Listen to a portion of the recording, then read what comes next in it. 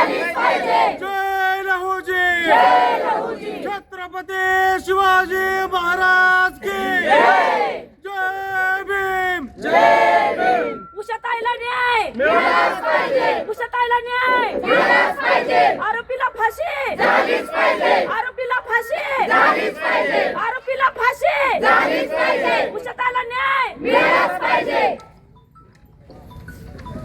नमस्कार. काय गुन्ह्याचं काय स्टेटस सांगणार आपण?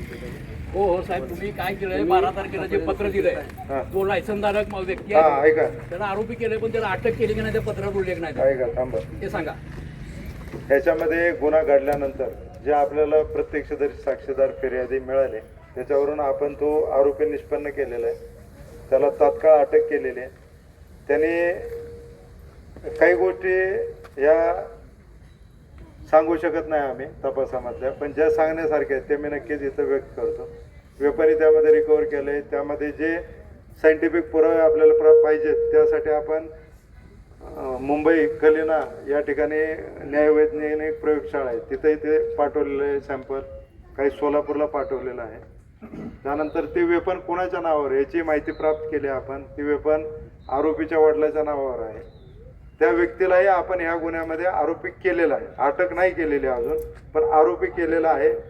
आणि आरोपी म्हणून तसं आम्ही त्यात कोर्टात सुद्धा कळवलेलं आहे की ह्या व्यक्तीचं आता त्याच्या अटके संदर्भात त्यामध्ये शिक्षेची तरतूद किती आहे, त्याचा रोल नेमका, वेगवेगळे घटक आहेत त्यामध्ये, की त्यांनी स्वतः दिलं का निष्काळजीपणाने ठेवलं, ह्याचा तपास करून काही दिवसामध्ये आम्ही कन्क्लुजनला येऊ.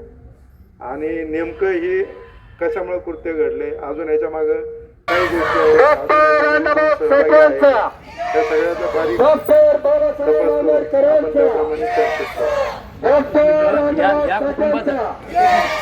या कुटुंबामध्ये जे राहणार आहेत, हे देशमुख जे कुटुंब आहे, या कुटुंबातले जे कोणी व्यक्ती आहेत या सगळ्या व्यक्तींचा मोबाईल सीडीआर तपासला का, तो तपासून या पुढच्या गोष्टी केल्या पाहिजे. बऱ्याच गोष्टी बरोबर गोष्टी असणार आहेत. ह्याच्यामध्ये तुमच्या भावना आहेत. आरोपी आमची मागणी आहे, भावना नाही साहेब, मागणी आहे आमची. मागणी आहे, ऐका एक मिनिट, सीडीआर तपासा. मागणी आहे, पण त्यामध्ये कायदेशीर बाबी तपासून तुमच्या मागणीचा 100% विचार केला जाईल. आणि सीडीआर काढूनही तपास करतोय आम्ही. साहेब, त्याचा लायसन्सच्या रद्दची प्रोसेस काय केलेली आहे? आम्ही पाठवलेलं आहे, रद्द करावं म्हणून प्रस्ताव पाठवले. लायसनच जप्त केला, आता त्याला मिळणारच नाही. हे वेपनच जप्त आहे, पण ते परमिशनच त्याचा रद्द करून पाठवलेलं. पोलीस प्रोटेक्शन किती तासाचं आहे, किती दिवसापूर्त आहे? पोलीस प्रोटेक्शन आपण दिलेलं आहे दोन्ही फॅमिलीला. एक त्यांच्या भावाला पण दिलेलं फॅमिलीचे आहे. कोण आहेत का नातेवाईक? किती वेळा इथे पोलीस काय हाजरी वगैरे घेतात का, तुमच्याकडे काय चौकशी करतात का? स्पष्ट सांगायचं इथं. संध्याकाळचे येतात, पण दिवसा 1-2-4 तास कंप्लीट करताना निघून जातो. बरं, पण येतात. किती दिवस झालं? 2-3 दिवस झाले. ठीक आहे. त्या आरोपीला अटक करा. धन्यवाद. पण सरकारला आमची एवढीच विनंती आहे, जर दखल जर घेतली लवकर तर ठीक आहे. आता आमचा परिवार पूर्ण आम्ही पेट्रोल घेऊन स्वतः संपवणार आहे, ही आमची अपेक्षा आहे. आरोपीला कडी लवकर फाशी दिली पाहिजे.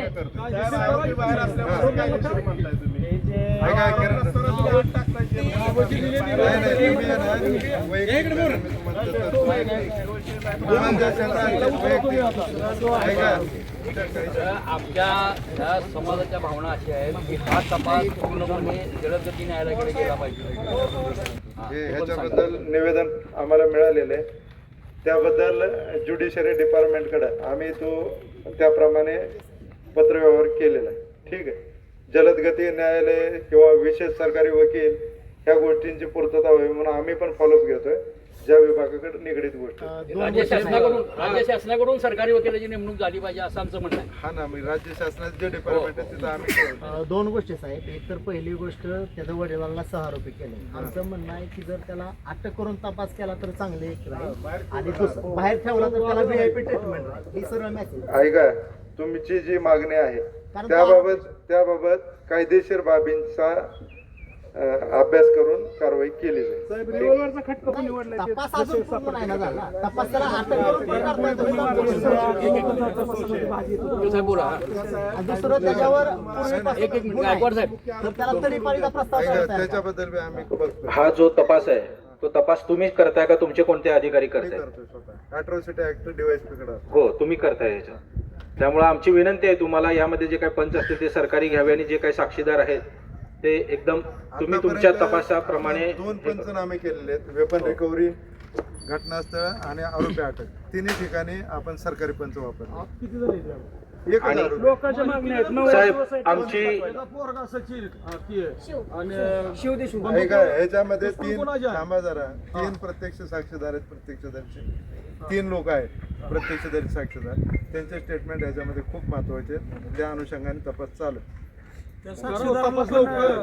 आणि आमची सर्व समाज बांधवांच्या वतीने एक विनंती आहे की लवकरात लवकर साहेब चार्जशीट पाठवून याचा खटला लवकरात लवकर इन जेल चालू करण्यासाठी आपण प्रयत्न करावे ही विनंती.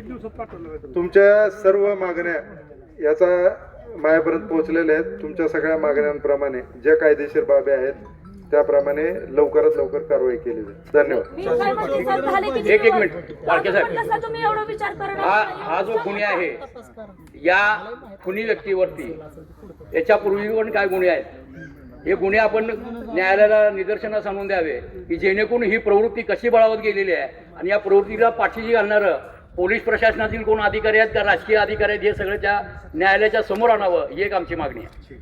आणि दुसरी साहेब लास्ट एक विनंती, त्यांनी जे वेपन वापरलेलं आहे त्या वेपनचं त्यांनी काय त्यांचा डाटा वगैरे काय त्याचं हे कलेक्ट केलेलं आहे का, काय किती गोळ्या असतील किंवा त्यांनी किती आजपर्यंत, ही फक्त ही घटना ही आज लक्षात आली, पण ह्याचा दुरुपयोग कुठं काय केलेला आहे का त्याबद्दल पण त्याची सखोल चौकशी करावी साहेब. ते आपण क्वेश्चनरी केलेले फॉरेन्सिक.